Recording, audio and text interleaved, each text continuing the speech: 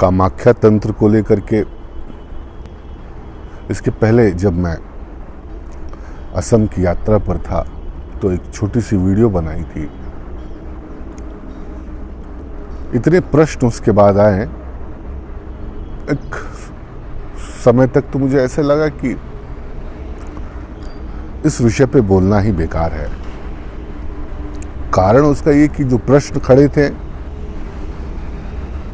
वो प्रश्न कामेच्छा को लेकर के ज्यादा खड़े किए गए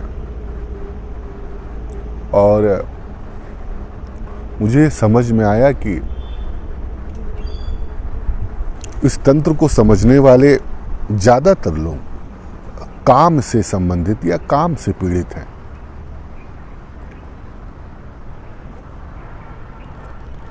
मां कामाख्या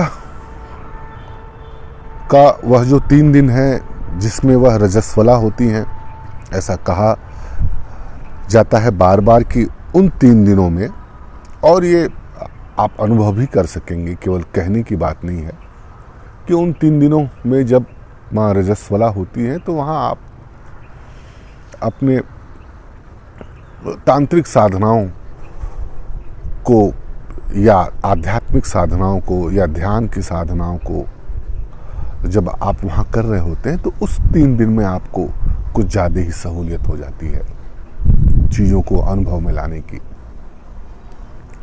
लेकिन हमें ये समझना होगा कि कामाख्या का जो मंदिर है उसको कामरूप मंदिर के नाम से भी जाना जाता है। इसके पहले, कामाख्या के पहले उसको कामरूप मंदिर के नाम से जाना जाता था, वो विख्यात थी।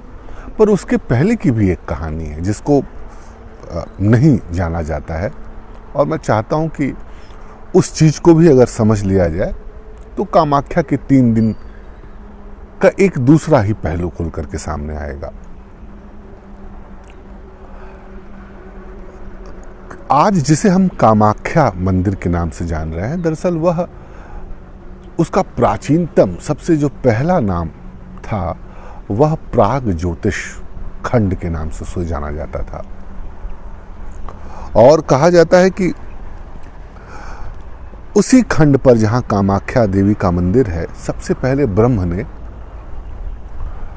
वहां पर जो यह तारों की और ये जो खगोलीय विद्या है, जो ग्रहों की जो स्थिति है, वो वहीं पर रह करके सब निर्मित की थी। और उनकी यथा स्थिति, किस गति से वो चलेंगे, किस गति में रहेंगे, कैसे इस जीवन को किस ढंग से ये जो खगोलीय शास्त्र है वो अपना काम करेगा, तो ब्रह्म ने वहाँ पे एक गणितीय व्यवस्था स्थापित की थी। इसलिए सबसे पहला नाम उसका प्राग ज्योतिष खंड है।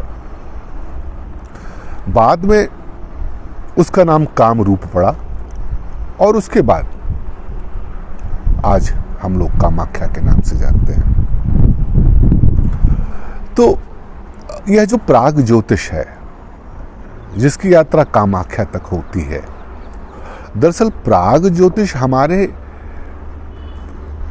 जो शारीरिक जो हमारा पिंड है और उसकी जो ज्योतिषीय जो परिस्थितियां हैं, वही सेम परिस्थितियां इस ब्रह्मांड की भी हैं।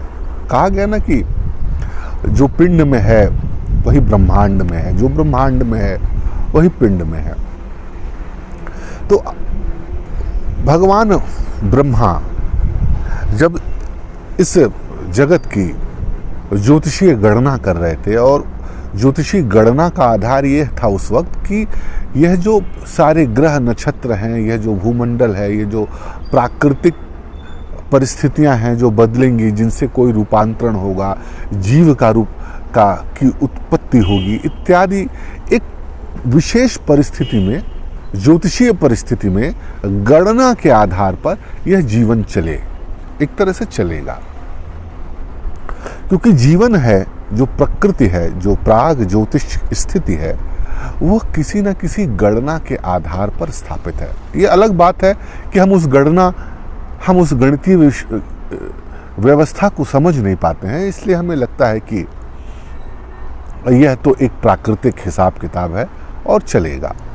लेकिन नहीं, सूक्ष्मता से अगर हम अवलोकन करें तो हमें एक दूब के उत्पन्न होने की ज्योतिषीय गणना, उसके ज्योतिषीय आधार हमें मिल सकते हैं और मिलते ही हैं। तो यह जो 3 नाम है, यह भी उसी माँ की रजस्वला होने की 3 आधारों के संकेत हैं कि किस तरह व्यक्ति अपने जीवन में रूपांतरण की तरफ बढ़ता है। पहला रूपांतरण तो गणना की है। पहला रूपांतरण, पहली स्थिति, जिसे पहली सीढ़ी कहा जा सकता है, वह आपके अंदर निर्मित की है। जब आप अपने पिंड को, अपने शारीरिक पिंड के अंदर की स्थिति को, जब जिसे कहा गया है कि चक्रों की स्थिति, हम उसको चक्रों में जानते हैं आज, तो केवल 7 या 9 चक्रों की बात नहीं है। यह पूरी की पूरी एक ज्योतिषीय गणना है। जब हम इस चक्रों का भेदन या इन चक्रों का अनुभव करते हैं तो हमें वही प्राग ज्योतिष जो ब्रह्मा ने उसी कामरूप या कामाख्या खंड पर किया था, जो आधार बनाए थे, उन आधारों के बनाने की स्थिति से हम वाकिफ होते हैं। हमको अनुभव हो पाता है कि ठीक यही चीज हम अपने अंदर भी निर्मित कर रहे हैं या निर्मित हो रही है। फिलहाल अभी तो ब्रह्म के द्वारा निर्मित हो रही है। जब हम ध्यान में या साधना में तत्पर होते हैं तब हम अपने हाथ में ब्रह्मा की स्थिति को ले लेते हैं, प्राग ज्योतिष की स्थिति को ले लेते हैं। हम अपने ब्रह्मांडीय संरचना को, हम अपने पिंड की संरचना को समझते हैं। तो पहला तो साधना का पहला पथ या साधना की पहली स्थिति या साधना की प्रथम स्थिति जहां से हम रूपांतरण की तरफ आगे बढ़ते हैं, वो प्राग ज्योतिष है। दूसरा है काम रूप की निर्मिति। तो हो गई। अब इस निर्मिति में जब हम साक्षी होते हैं, हम यह जानते हैं कि हमारे द्वारा यह कर्म हो रहा है,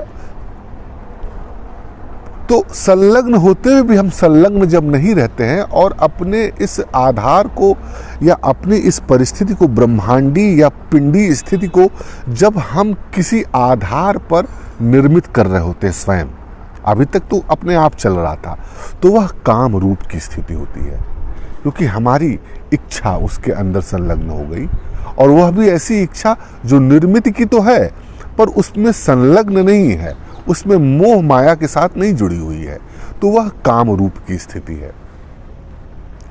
और कामाख्या का अर्थ यह है कि जिसने प्राग ज्योतिष और काम रूप की स्थिति को जीत लिया है, जो शरणागति है, विजय पाने के बाद भी जो शरणागति होता है, वह कामाख्या के तंत्र को समझ सकता है, कामाख्या के तंत्र में होता है। विजय हमने स्वयं ली, पर शरणागति कहाँ होनी है? उस माँ के प्रति, उस देवी के प्रति, जिसकी निर्मिति करने के लिए स्वयं ब्रह्म को आना पड़ा, या ये कहेंगे कि निर्मिति नहीं, जिसको प्रस्तुत करने के लिए, जो है ही, उसको साफ सूफ करके, झाड़ पोंछ करके उसकी अर्चना करने के लिए। तो ब्रह्मा ने तो उस प्राग ज्योतिष खंड में देवी की स्थिति को, देवी की यथा स्थिति को, प्रस्तुति को, इनकी होने की स्थिति को झाड़ पोंछ करके एक तरह से दीप्यमान किया। तो कामाख्या साधना की वह स्थिति है जब हम विजय पाने के बाद शरणागति की तरफ उठते हैं।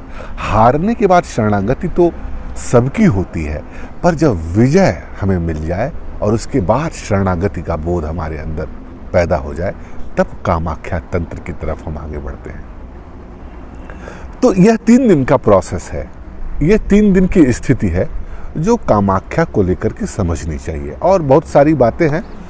मैं इसके जो कामाख्या तंत्र है, जिसको अघोर में किया जाता है, अघोरी लोग करते हैं, उसके विषय में भी एक कभी अगर ज़रूरत पड़ी तो एक छोटा सा अपना वक्तव्य दूंगा। और बहुत सारे कारण हैं, बहुत सारे इसके रूट्स निकल गए धीरे धीरे, उस पर भी मैं चर्चा करूंगा। फिलहाल बहुत सारे प्रश्नों का जवाब इन 3 दिनों को लेकर के लोगों को मिल गया होगा। कुछ और प्रश्न होंगे तो मैं उस पर भी बातचीत करूंगा। आज इतना ही।